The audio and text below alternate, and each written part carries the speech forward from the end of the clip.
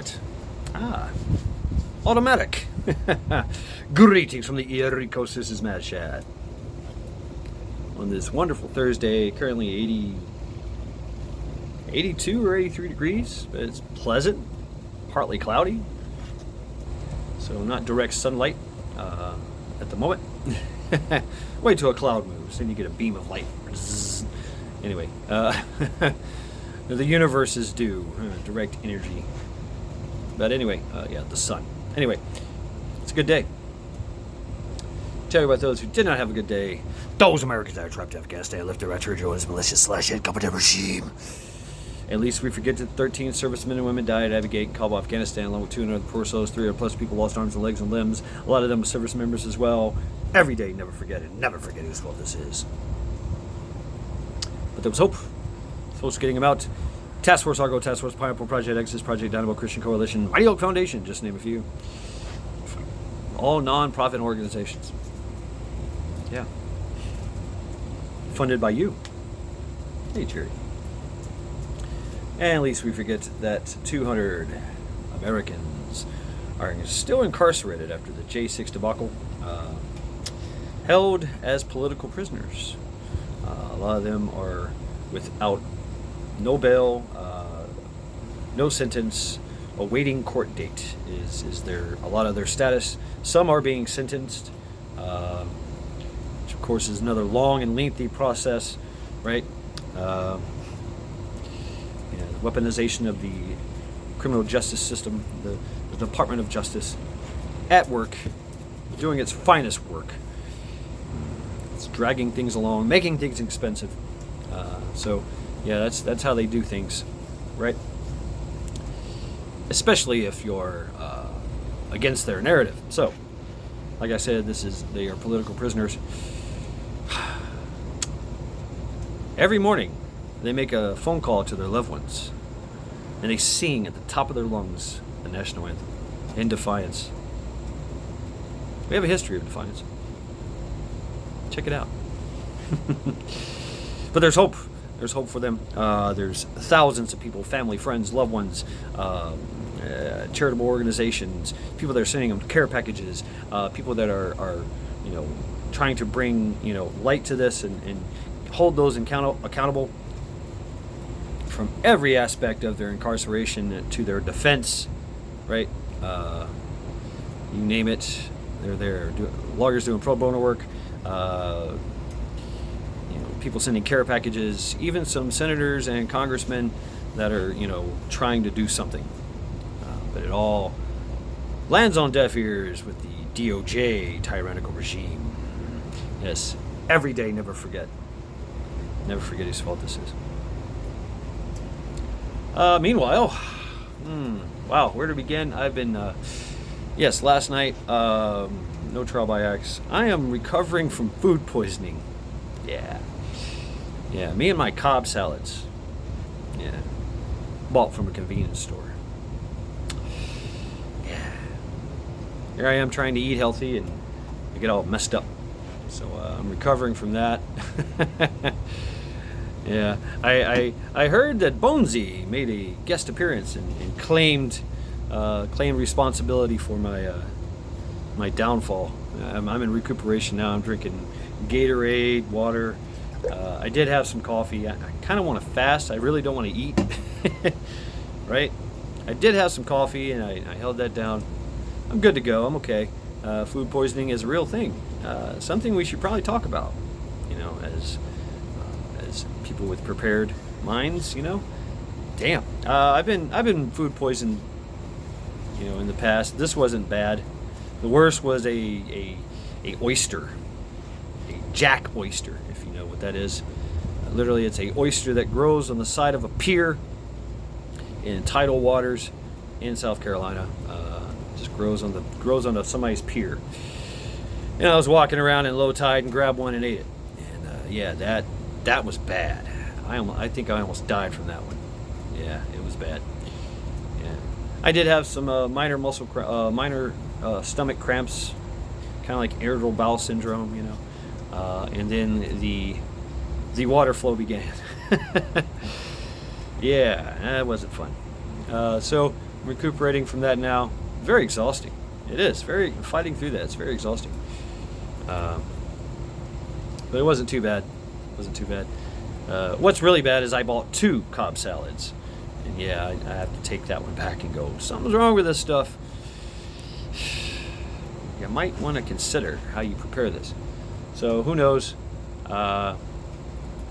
In other news, let's see, nearly 100 or so people felons were arrested here in Cleveland. We've been doing a lot of big things around here. Maybe I should comment more on that. Yeah, they made over close to 100 felony arrests of people. They seized like 40-something guns, 22 stolen vehicles,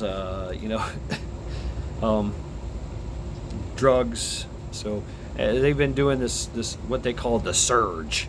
The police have been doing the surge, and yeah, it's, I don't know.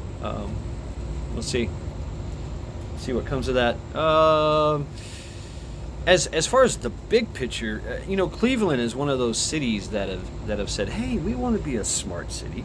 Hey, we want to be included into this inclusive 20-minute, 15-minute city kind of idea. Yeah, we like that idea. That's a great idea. No, it's not a fucking great idea. But they have something here called the Corridor Initiative. And so what does that mean? That means you take a city like Cleveland and you turn it into a concentration camp, and then you build corridors around all the suburbs, through the suburbs, where you can easily control and manipulate that as well. So it's a bigger concentration camp. Right. And all the necessary policies apply. No meat and no cars. It's okay though, because a drone will deliver what you need, whatever you need, and get sterilized. If you get sterilized, you get your universal basic income. Hey, all right, good job. CBDC as well. All those fun things they have in store and planned for us. And the mayor of Cleveland, Mr. Bibb, he is definitely, him and his host of consortiums are leading the way. But there's a lot of pushback. There is, especially from the suburbs, which suburbs and townships. They're like, no, we don't like this idea. Yeah, screw you. And so a lot of things going on with the, they're trying to talk to the sheriff's department, which is huge here. But there's so many embedded federal. There's the Phoebes here, the Bat Fees here. They all have a major foothold in this area, and they operate on a daily basis. So, and they're absolutely into every the conjunction, if you will, of all the systems, municipalities and local governments and all that. And so, yes. Anyway, I don't want to bore you with all that. I've been going down the rabbit hole a little bit in my time of convalescence, if you will. So, we can also talk about Tajika. Is that her name? Tajika? Yeah. And what that's doing, but we'll save that for another time. It's a tool, right? It's a tool that's going to be used to push a narrative and to take more freedoms and liberties. And there will be some. Hopefully, that's what they're thinking. Is they're hoping and praying that this will create some type of uproar, uprising, right? So we'll see how the populace deals with it, which. Most of it is like, damn, that sucks, but you probably shouldn't try to run over a cop with a gun in your face. That's a whole another discussion about how far do you want your authorities, your municipal authorities to operate. So how much freedom and how much security. The balance of freedom and security, if you will, in this modern day age. Anyway, go TeamLinda. Go TeamLinda. She is kicking ass, taking names. She's going through another bout of chemo. It's a new drug, but she is doing well, and her spirits are high, indeed. So, go TeamLinda. Fuck cancer. And go TeamBabyHarper. Go TeamBabyHarper. Struggling away. Just came into this new world and is already fighting.